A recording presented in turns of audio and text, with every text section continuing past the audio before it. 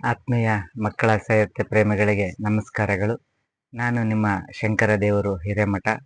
ಮಕ್ಕಳ ಸಾಹಿತ್ಯ ಕೃತಿಗಳ ರಚನಾ ಪರಿಚಯ ಸರಣಿ ಕಾರ್ಯಕ್ರಮಕ್ಕೆ ನಿಮ್ಮೆಲ್ಲರಿಗೂ ಸಹ ಪ್ರೀತಿಪೂರ್ವಕವಾದಂಥ ಸ್ವಾಗತ. ಇವತ್ತಿನ ದಿನಾಂಕ 3 ಜುಲೈ 3, 2026 ಶುಕ್ರವಾರದಂದು 107ನೇ ದಿನ 107ನೇ ಸಾಹಿತ್ಯ ಕೃತಿಯ ಪರಿಚಯವನ್ನು ಮಾಡಲಿದ್ದೇನೆ.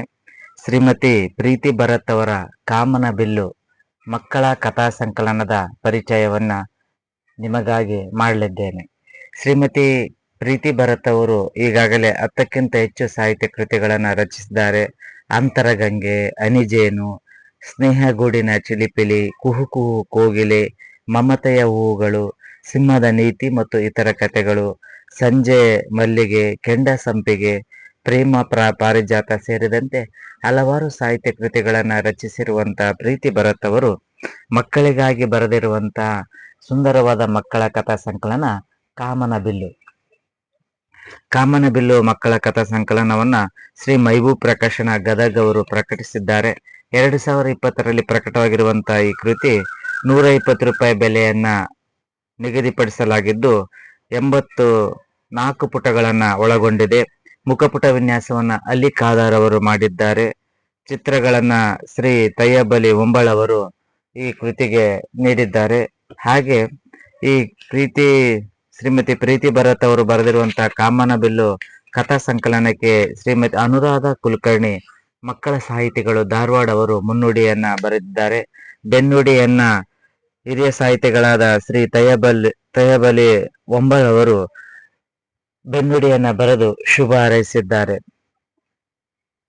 ಇಲ್ಲಿ ಕಥೆಯಲ್ಲಿ ಪ್ರೀತಿ, ಪ್ರಾಣಿಗಳ ಪ್ರೀತಿ, ಸ್ನೇಹ ಹಾಗೂ ಸಹಕಾರ, ಮಕ್ಕಳಲ್ಲಿ ಮೌಲ್ಯಗಳನ್ನು ಬೆಳೆಸುವಂತ ಆದರ್ಶವಾದ ಕಥೆಗಳನ್ನ ಈ ಕಥಾ ಸಂಕಲನ ಒಳಗೊಂಡಿದೆ.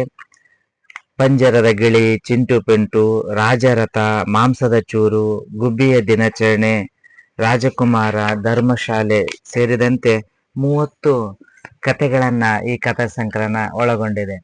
ಲೇಖಕರು ಸರಳವಾದ ಭಾಷೆಯಲ್ಲಿ ಮಕ್ಕಳಿಗೆ ತಿಳಿಯುವಂತೆ ಸುಂದರವಾದ ಕಥೆಗಳನ್ನ ಇಲ್ಲಿ ಕಥಾ ಸಂಕಲನದಲ್ಲಿ ರಚಿಸಿದ್ದಾರೆ. ದಟ್ಟವಾದ ಕಾಡಿನಲ್ಲಿ ವಾಸವಾಗಿದ್ದ ಹೆಬ್ಬೂರು ಎಂಬಂತ ಚಿಕ್ಕ ಹಳ್ಳಿಯಲ್ಲಿ 50 ಗುಡಿಸಲು ಇದ್ದು ಅಲ್ಲಿ ರವಿ ಅಪ್ಪ ಅಮ್ಮ ಇಬ್ರು ಅನಕ್ಷರಸ್ಥರಾದರೂ ಸಹ ಅವರು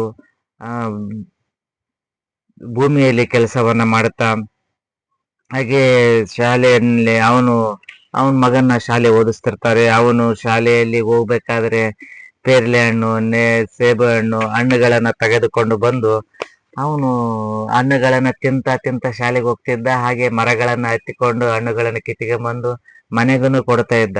ಆದ್ರೆ ಮನೆಗೆ ಬೈತಿದ್ರು, ನೋಡಪ್ಪ ಆ ರೀತಿ ಮಾಡಬಾರ್ದು ರವಿ, ಯಾಕಂದ್ರೆ ಬೇರೆಯವರು ಗಿಡದಾಗ ಹಣ್ಣು ಕಿತ್ತಬೇಕಾದ್ರೆ ಅವ್ರು ಪರ್ಮಿಷನ್ ತಗೊಂಬೋಗಬೇಕು, ನೀನ್ ಸುಮ್ನೆ ಆ ರೀತಿ ಎಲ್ಲ ತೆಗೆದುಕೊಂಡು ಬರಬಾರ್ದು ಅಂತೇಳಿ ಬೈತಾ ಇದ್ದ. ಆಮೇಲೆ 10 ಜನ ಊರಿನಲ್ಲಿ ಶ್ರೀಮಂತರಿದ್ರು. ಹಾಗೆ ರವಿನು ಸಹ ಅವರು ಮಕ್ಕಳ ಜೊತೆಗೆ ಸ್ನೇಹವನ್ನ ಹೊಂದಿ ಶಾಲೆಗೆ ತಪ್ಪದೆ ಹೋಗ್ತಿದ್ದ. ಶಾಲೆಯಲ್ಲಿ ಕನ್ನಡ, ಗಣಿತ, ವಿಜ್ಞಾನ, ಸಮಾಜ ವಿಜ್ಞಾನ, ಹಿಂದಿ ಎಲ್ಲ ಪಾಠಗಳನ್ನ ಆಸಕ್ತಿಯಿಂದ ಕೇಳ್ತಾ ಇದ್ದ. ಆದರೆ ರವಿಗೆ ಎಲ್ಲೋ ಒಂದು ಕಡೆ ಪಾಠಗಳನ್ನು ಕೇಳ್ಬೇಕಂದ್ರೆ ಆಸಕ್ತಿ ಕಡಿಮೆ. ಅವನಿಗೆ ಆಟ ಆಡೋದು, ಮರಗಳನ್ನ ಹತ್ತೋದು ಅಂದ್ರೆ ತುಂಬಾ ಇಷ್ಟ. ಆದ್ರೂ ಸಹ ಅವನು ಓದುವುದಕ್ಕಾಗಿ ಓದ್ತಾನೆ ಇದ್ದ. ಆದ್ರೆ ಒಂದು ವಾರದ ಶಾಲೆಗೆ ಬರದೇ ಇಲ್ಲ. ಅವಾಗ ಶಿಕ್ಷಕರಿಗೆ ಯಾಕ ರವಿ ಶಾಲೆಗೆ ಬಂದಿಲ್ಲ ಅಂತೇಳಿ ಅವನ ಮನೆಗೆ ಹೋಗ್ತಾರೆ, ಮನೆ ಭೇಟಿ ಕೊಡ್ತಾರೆ ಒಂದಿನ. ಅವಾಗ ಅವ್ರ ಅಮ್ಮನಿಗೆ ಆರೋಗ್ಯ ಸರಿ ಇರೋದಿಲ್ಲ, ಅವ್ರ ತಂದೆ ತೀರಿಕೊಂಡಿರ್ತಾರೆ. ಮನೆಯ ಜವಾಬ್ದಾರಿ ಎಲ್ಲ ತಾಯಿ ಮೇಲೆ ಇರುತ್ತೆ. ತಾಯಿ ಆರೋಗ್ಯ ಸರಿ ಇರಲದ ಕಾರಣ ಅವ್ರ ಆರೋಗ್ಯವನ್ನು ನೋಡಿಕೊಳ್ಳುವುದಕ್ಕಾಗಿ ರವಿ ಶಾಲೆಯನ್ನ ಬಿಟ್ಟಿರ್ತಾನೆ. ಶಿಕ್ಷಕರು ಮನೆಗೆ ಬಂದು ತಾಯಿಗೆ ಆರೋಗ್ಯವನ್ನು ವಿಚಾರಿಸಿ ನಂತರ ಅವನ್ನ ಕೂಲಿ ಕೆಲಸಕ್ಕೆ ಹಚ್ಚಿಬಿಟ್ಟಿರ್ತಾರೆ ರವಿನ. ಅವಾಗ ಶಿಕ್ಷಕರು ಹೇಳ್ತಾರೆ, ಅವನ್ನ ಶಾಲೆಯನ್ನ ಬಿಡಿಸ್ಬೇಡ್ರಿ, ಅವನು ಒಳ್ಳೆಯ ಬುದ್ಧಿವಂತ ಹುಡುಗ ಇದ್ದಾನೆ, ಚುರುಕಾದ ವಿದ್ಯಾರ್ಥಿ ಅದಾನೆ, ಅವನ್ನ ಶಾಲೆಗೆ ಕಳಿಸ್ರಿ ಅಂತ ಹೇಳ್ತಾ ಅವನಿಗೆ ಮಕ್ಕಳ ತರ ಆಟ ಓಟ ತುಂಬಾ ಇಷ್ಟ. ಹಾಗಾಗಿ ಅವನ್ನ ಜವಾಬ್ದಾರಿಗೆ ಸೀಮಿತ ಮಾಡಿ ಅವನ ಪಂಜರದ ಗಿಳಿ ಮಾಡಬೇಡ್ರಿ, ಅವನು ಇನ್ನೂ ಓದುವ ವಯಸ್ಸಿದೆ, ಹಾಗಾಗಿ ಅವನಿಗೆ ಓದಿಸೋಕೆ ಅವಕಾಶ ಮಾಡಿ ಅವನ ಶಾಲೆಗೆ ಕಳಿಸ್ರಿ ಅನ್ನೋಂಥ ಮಾತನ್ನ ಹೇಳಿ ಪಾಲಕರ ಮನವೊಲಿಸಿ ಮಗುವನ್ನ ಶಾಲೆಗೆ ಕರೆದುಕೊಂಡು ಬರುವಲ್ಲಿ ಶಿಕ್ಷಕರು ಯಶಸ್ವಿ ಆಗ್ತಾರೆ. ಹಾಗೆ ಮತ್ತೊಂದು ಕವಿತೆಯಲ್ಲಿ ಇಲ್ಲಿ ಕಥೆಯಲ್ಲಿ ನಾವು ಕಾಣಬಹುದು ಶಿಕ್ಷಕರು ಮಕ್ಕಳ ಮೇಲೆ ಇಟ್ಟಿರುವಂತ ಪ್ರೀತಿ, ಹಾಗೆ ಮಕ್ಕಳ ಕಲಿಕೆಯ ಜೊತೆಗೆ ಹೊರಗಿನ ವಾತಾವರಣದಲ್ಲಿನೂ ಸಹ ಬೆಳಿಬೇಕು. ಕೇವಲ ಶಾಲೆ ಮನೆ ಪಾಠಕ್ಕೆ ಸೀಮಿತ ಆಗದೆ ಮರಗಳನ್ನು ಹತ್ತುವುದು, ನೀರಿನಲ್ಲಿ ಈಜುವಂಥದ್ದು, ಇಂಥ ಚಟುವಟಿಕೆಗಳಲ್ಲಿ ಮಕ್ಕಳು ಭಾಗವಹಿಸಬೇಕು ಅನ್ನುವಂಥದ್ದು. ಇನ್ನು ರವಿ ನಗ್ಗೆಹಳ್ಳಿಯಲ್ಲಿ ಬೇಸಿಗೆ ರಜಕ್ಕೆ ಹೋಗ್ತಾನೆ. ನಗ್ಗೆಹಳ್ಳಿಯಲ್ಲಿ 4 ಕೆರೆಗಳಿರ್ತಾವ. ಎಲ್ಲಕ್ಕಿಂತ ದೊಡ್ಡ ಕೆರೆ ಅಂದ್ರೆ ಕಮಲ ಕೆರೆ. ಇದರ ಹತ್ತಿರ ಮಾವಿನ ತೋಪ ಇರುತ್ತೆ. ವಿಶಾಲವಾಗಿ ದಟ್ಟವಾಗಿ ಬೆಳೆದಿರುವಂತ ಪೊದೆಯಲ್ಲಿ ಮೊಸಳೆ ಇರ್ತವೆ ಅನ್ನೋ ಅಂತ ಒಂದು ಊಹಾಪೋಹ ಇರುತ್ತೆ. ಇನ್ನು ಕೆರೆ ಹತ್ತಿರ ದೇವಿಗುಡಿ ಮಾರಿಗುಡಿ ಇರುತ್ತೆ. ಅಲ್ಲಿಂದ ರವಿ ಮನೆ ಕೇವಲ 1 ಕಿಲೋಮೀಟರ್ ದೂರದಿಂದ ಬಸ್ನಿಂದ ನಡೆದುಕೊಂಡು ಬರ್ಬೋದು. ಇಲ್ಲಿ ತಾತ ಅಜ್ಜಿ ಮಾವ ಆಮೇಲೆ ಟಾಮಿ ನಾಯಿ ರವಿ ಗೀತಾ ಎಲ್ಲರೂ ಇವನು ಬರೋದನ್ನ ಕಾಯ್ತಿರ್ತಾರೆ. ರವಿ ಯಾವಾಗ ಬಂತನ ಲಗೇಜನ್ನು ಇಟ್ಕೊಂಡು ಖುಷಿಯಿಂದ ತಾತ ಅಜ್ಜಿ ಮನೆಗೆ ಬಂದಾಗ ಅವನು ರವಿ ಸ್ನಾನ ಮಾಡಿಸಿ ಬಿಸಿ ಬಿಸಿ ಮುದ್ದೆ ಉರುಳೆ ಸಾರು ತಿಂದು ರೆಸ್ಟ್ ತಗಂತಾನ. ನಂತರ ಅವನು ಚಿನಿ ಮನೆ ಆಟ ಆಡ್ತಾನ ಮಾವನ ಜೊತೆ.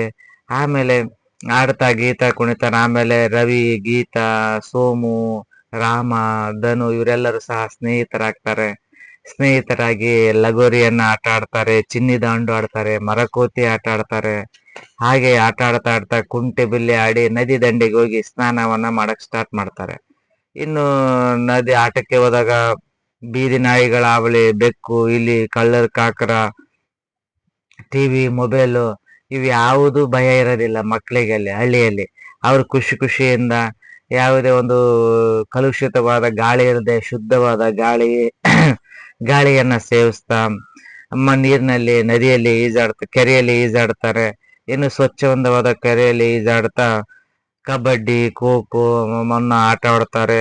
ಹಾಗೆ ಎಳ್ನೀರನ್ನ ಕುಡಿತಾ ಎಳ್ನೀರನ್ನ ಸವಿತಾ ಹಾಗೆ 3 ಮನೆ 5 ಮನೆ 7 ಮನೆ ಚೌಕಬಾರ್ ಆಟ ಆಡ್ತಾ ಹನುಮಾನ್ ಗುಡಿಯಲ್ಲಿ ಸಂಜೆ ರಾತ್ರಿ ನಾಟಕ ಇರುತ್ತೆ.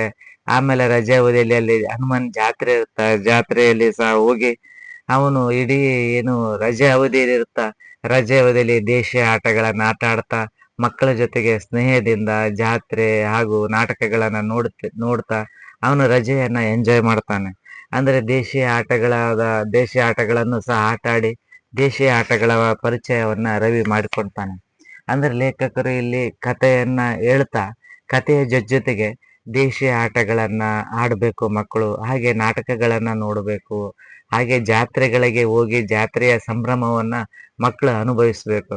ನಾವು ಬಹಳಷ್ಟು ಸಲ ಮಕ್ಕಳನ್ನ ಕೇವಲ ಹೊರಗಡೆ ಹೋಗುವುದಕ್ಕೆ ಬಿಡೋದಿಲ್ಲ. ಆದ್ರೆ ಮಕ್ಕಳು ಹೊರಗಡೆನೂ ಸಹ ಹೋಗಿ ಹೊರಗಡೆ ಇರುವಂತ ಪ್ರಪಂಚವನ್ನ ನೋಡಿ ಅದರಿಂದನೂ ಸಹ ಕಲಿಕೆ ಆಗುತ್ತೆ, ಜಾತ್ರೆಯಿಂದಲೂ ಕಲಿಕೆ ಆಗುತ್ತೆ, ಆಟಗಳಿಂದಲೂ ಕಲಿಕೆ ಆಗುತ್ತೆ. ಹಾಗಾಗಿ ಆಟಗಳನ್ನ ಆಡಿಸುವ ಮೂಲಕ ಅದರಲ್ಲಿ ಮಕ್ಕಳು ಸಹಕಾರ ಗುಣ ಹಾಗೂ ದೈಹಿಕ ಆರೋಗ್ಯ ಮಾನಸಿಕ ಆರೋಗ್ಯ ಅವು ಉತ್ತಮವಾಗುವುದಕ್ಕೆ ಆಟಗಳು ಬಹಳ ಪ್ರಮುಖ ಪಾತ್ರವನ್ನ ವಹಿಸ್ತವೆ. ಹಾಗಾಗಿ ನಾವು ಮಕ್ಕಳಿಗೆ ಆಟ ಆಡಕ್ಕೆ ಬಿಡಬೇಕು. ಇನ್ನು ಕಾಮನ ಬಿಲ್ಲು ಅನ್ನುವಂತ ಒಂದು ಕಥೆಯಲ್ಲಿ ಮೈಸೂರಿನ ಒಂದು ಒಳ್ಳೆಯ ಸಂಕೀರ್ಣ ಅಪಾರ್ಟ್ಮೆಂಟ್ ಅಪಾರ್ಟ್ಮೆಂಟ್ನಾಗ ವಾಸ ಇರುವಂತ ಇವು ಮಮ್ಮಿ ಡ್ಯಾಡಿ ಅಜ್ಜಿ ಮತ್ತು ನಾಯಿ ಮೂತಿ ಜೊತೆಗೆ 2 ಬೆಡ್ರೂಮಿನ ಕಿಚನ್ ಹಾಲ್ ಇರುವಂತ ಒಂದು ಮನೆಯಲ್ಲಿ ನಿಧಿ ವಾಸ ಮಾಡ್ತಿರ್ತಾಳೆ. ನಿಧಿ ಯಾವಾಗ್ಲೂ ಮನೆಗೆ ಬಂದ್ಬಿಟ್ಲೆ 2ನೇ ಅಂತಸ್ತಿಗೆ ಹೋಗಿ ಆಕಾಶ ನೋಡುವಂಥದ್ದು ಆಕೆಗೆ ಒಂದು ಕೆಲಸ, ಒಂದು ಪ್ರೀತಿ ಹವ್ಯಾಸ ಆಗಿರುತ್ತೆ. ಅಜ್ಜಿ ಬೈತಿರ್ತಾಳ, ಏನ್ ಬಂದುಗುಟ್ಲೆ ಕೈ ಕಾಳು ಮುಖ ತಕ್ಕೊಳೋದಿಲ್ಲ, ಹೋಗಿ ಆಕಾಶ ನೋಡ್ಕೊಂತ ಕುಂತು ಬಿಡುತ್ತಿ ಅಂತ ಎಲೆ ಅಡಿಕೆ ತಿಂತಾನೆ ಅಜ್ಜಿ ಬೈತಿರ್ತಾಳ. ಆದ್ರೂ ಆಕೆ ನಿಧಿಗೆ ಆಕಾಶ ನೋಡೋದಂದ್ರೆ ಬಹಳ ಖುಷಿ. ಏನ್ ಮಾಡ್ತಿ ಚೋಟು ಅಂತ ಹೇಳಿ ಅವನ್ನ ಮೋಟಿ ಅನ್ನುವನು ಅವನ್ ತಮ್ಮ ಇರ್ತಾನೆ. ಅವನು ಊಟದ ಡಬ್ಬಿ ಆಕೆ ಯಾವಾಗ್ಲೂ ಊಟವನ್ನ ಸ್ವಲ್ಪ ಮಾಡಿ ಇನ್ನು ಸ್ವಲ್ಪ ಉಳಿದಿರುವಂತ ಊಟವನ್ನ ತೆಗೆದುಕೊಂಡು ನಾಯಿಗಳಿಗೆ ಹಾಕ್ತಾ ಇರ್ತಾಳೆ. ಆಮೇಲೆ ನಾಯಿಗೆ ಹಾಕ್ತಿರ್ತಾಳೆ, ಮನೆ ನಾಯಿಗೆ ಬ್ರೆಡ್ ಹಾಲು ಕೊಟ್ಟು ಸಾಕ್ತಿರ್ತಾಳೆ. ಹಾಗೆ ನಾಯಿಗಳನ್ನ ಕಂಡ್ರೆ ತುಂಬಾ ಪ್ರೀತಿ.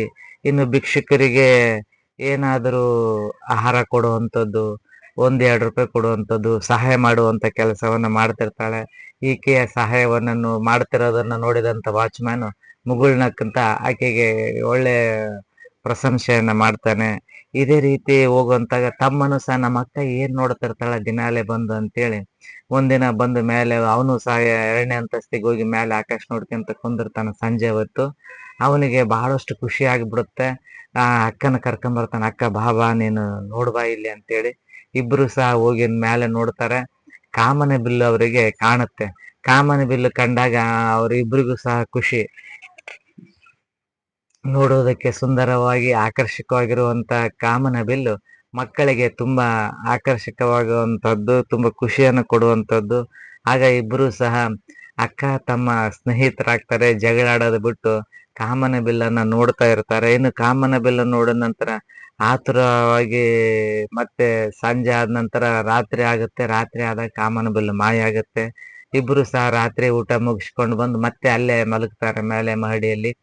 ನಕ್ಷತ್ರಗಳನ್ನ ನೋಡ್ತಾ ಖುಷಿ ಖುಷಿಯಾಗಿ ಅಜ್ಜಿಯ ಕೈತುತ್ತನ್ನ ಉಂಡು ಮತ್ತೆ ಬಂದು ರಾತ್ರಿ ಮಲಗ್ತಾರೆ ನಕ್ಷತ್ರಗಳನ್ನ ನೋಡ್ತಾ.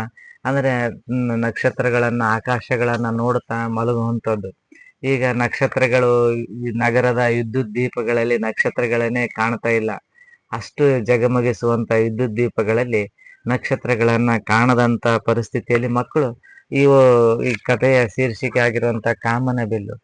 ಕಾಮನ ಬಿಲ್ಲು ಅಂದರೆ ಪರಿಸರವನ್ನು ಆಸ್ವಾದಿಸುವುದು, ನಕ್ಷತ್ರಗಳನ್ನ ನೋಡುವಂಥದ್ದು, ಆಕಾಶ ಕಾಯಗಳನ್ನ ನೋಡುವಂಥದ್ದು, ಮಕ್ಕಳಿಗಿರುವಂತಹ ಸಹಜ ಸುಂದರವಾದ ಒಂದು ಆಸೆ. ಅವುಗಳನ್ನು ಸಹ ಮಕ್ಕಳು ನೋಡಬೇಕು. ತಮ್ಮ ಸುತ್ತಮುತ್ತಲಿನ ಪರಿಸರದಲ್ಲಿ ಆಗುವಂತ ಸನ್ನಿವೇಶಗಳನ್ನ, ಘಟನೆಗಳನ್ನ ಮಕ್ಕಳು ಪ್ರೀತಿಯಿಂದ ನೋಡಿ ಆಸ್ವಾದಿಸುವಂತ ಗುಣ ಮಕ್ಕಳಿಗಿರಬೇಕು. ಇನ್ನು ಮಲ್ಲಿಗೆಪುರ ಸಂಪಿಗೆ ಹಳ್ಳಿ ಅನ್ನುವಂತ ಪಕ್ಕ ಪುಟ್ಟ ಪಟ್ಟಣ ಇರುತ್ತೆ. 2 ಸಿನಿಮಾ ಟೆಂಟು, 4 ಸಣ್ಣ ಸಣ್ಣ ಅಂಗಡಿ, 2 ದೊಡ್ಡ ಅಂಗಡಿ, ಛತ್ರ ಹನುಮ ದೇವಿ ಗುಡಿ, ಊರಿನ ಆಚೆಗೆ ಸಂಪಿಗೆ ದಿಬ್ಬದ ಬೆಟ್ಟ, ಕಾಡು ಇರುತ್ತೆ. ಗುಬ್ಬಿ ಕಪಿಂಜೆಲ್ಲ ವಾಸವಾಗ್ತಿರುತ್ತೆ. ಕೆಲವು ಗುಬ್ಬಿ ಇಲ್ಲಿಂದ ನಮ್ಮ ಆಹಾರನ ಹುಡುಕುತ್ತಾ ಇರ್ತಾವ. ಈ ಕಪಿಂಜಲ ಅನ್ನುವಂತ ಬೇರೆ ಗುಬ್ಬಿ ಜೊತೆ ಆರುತ್ತೆ. ಆದ್ರೆ ಸಂಜೆ ಸಮಯ ಆಗಿರ್ತಾ ಬಂದಿರಲ್ಲ. ಕೆಲವು ದಿನಗಳಾದ್ರೂ ಸಹ ವಾಪಸ್ ಬರಲ್ಲ. ಈ ಸಮಯದಲ್ಲಿ ಒಂದು ಮೊಲ ಗೂಡಿನಲ್ಲಿ ಬಂದು ಅದು ಎಲ್ಲಿ ಹೇಗೆ ಸೇರಿತ್ತು ಅಂತ ಮರದ ಕೊಟ್ರೆಯಲ್ಲಿ ನೋಡುತ್ತೆ. ಇನ್ನು ಹೊಸ ಗುಬ್ಬಿ ಕಪಿಂಜಲ ವಾಪಸ್ ಬಂದು ನೋಡುತ್ತೆ. ಬಹು ಆಶ್ಚರ್ಯ ಆಗಿರುತ್ತೆ. ಇದು ನನ್ನ ಮನೆ, ತಲತಲಾಂತರ ವಾಸವಾಗುವಂತ ಪೂರ್ವಜರು ಕಟ್ಟಿರುವಂತ ನನ್ನ ಮನೆ. ನೀನ್ ಯಾರು ಇಲ್ಲಿಗೆ ಯಾಕೆ ಬಂದಿ, ಬೇರೆ ಜಾಗಕ್ಕೆ ಹೋಗು ಅಂತ ಹೇಳುತ್ತೆ. ಮೊಲ ಈ ಜಾಗ ದೊಡ್ಡ ಹಲಸಿನ ಮರದ ಪೊಟ್ರೆ ಇದೆ, ನಾನು ಇದನ್ನ ಬಿಟ್ಟು ಹೋಗೋದಿಲ್ಲ ಅಂತ ಹೇಳುತ್ತೆ. ಯಾರು ಬಾವಿ ನದಿ ನೀರು ಗುಡಿ ಬಿಡ್ತಾರೆ, ಯಾರು ಹಕ್ಕಿಲ್ಲ, ಯಾರು ಇರ್ತಾರೆ ಅದಕ್ಕೆ ಹಕ್ಕೈತೆ ಅಂತೇಳಿ ಇಬ್ರು ಜಗಳಾಡಕ್ ನಿಂತು ಬಿಡ್ತಾವ. ಅವಾಗ ಪಕ್ಷಿಗಳು ಪ್ರಾಣಿಗಳು ಬಂದು ಚರ್ಚೆ ಮಾಡ್ತಾವ. ಆದ್ರೆ ಬೆಕ್ಕು ಇವೆರಡು ಜಗಳ ಕೇಳ್ಕೊಂಡು ಬೆಕ್ಕಿನ ಹತ್ರ ಹೋಗ್ತಾವ. ಬೆಕ್ಕು ಬಹಳ ದಿನದಿಂದ ಉಪವಾಸ ಇರುತ್ತೆ. ಹಾಗಾಗಿ ಅದು ಬೆಕ್ಕು ಮೊಲ ಕಪಿಂಜಲ ಗುಬ್ಬಿಗೆ ಹೇಳುತ್ತ, ನಾವಿಬ್ರು ದುಡಿಮಿ ಬೆಕ್ಕಿನ ಬಳಿ ಹೋಗಿ ನ್ಯಾಯ ಕೇಳ ನಡಿ ಅಂತ ಹೇಳ್ತತೆ. ಸರಿ ಅಂತೇಳಿ ಬೆಕ್ಕಿನ ಹತ್ರ ಸಮಸ್ಯೆ ಹೇಳ್ತಾರ. ಇನ್ನು ಬೆಕ್ಕು ದುಡಿಮೆ ಬೆಕ್ಕು, ನಾನು ನಿಮ್ಮನ್ನ ತಿನ್ನೋಲ್ಲ, ನಾನು ನೀನೇನು ಮಾಡಲ್ಲ ಬರ್ರಿ ಅಂತೇಳಿ ಹೇಳ್ತ. ನನಗೀಗ ವಯಸ್ಸಾಗ್ಬಿಟ್ಟೈತೆ, ನಾನು ಬೇಟೆ ಆಡಲ್ಲ, ಹಾಗಾಗಿ ನಿಮ್ಮನ್ನ ತಿನ್ನಲ್ಲ, ನೀವೇನ್ ಚಿಂತೆ ಮಾಡ್ಬೇಡ್ರಿ, ಬರ್ರಿ ನನ್ನ ಹತ್ರ ಬಂದು ಹೇಳ್ರಿ ಅಂತ ಬೆಕ್ಕು ಹೇಳುತ್ತ, ದುಡಿಮೆ ಬೆಕ್ಕು. ಆ ದುಡಿಮೆ ಬೆಕ್ಕಿನ ಮಾತನ್ನ ನಂಬಿರಂತ ಗುಬ್ಬಿ ಮತ್ತು ಮೊಲ ಅದ್ರ ಹತ್ತಿರ ಹೋಗ್ತಾವ.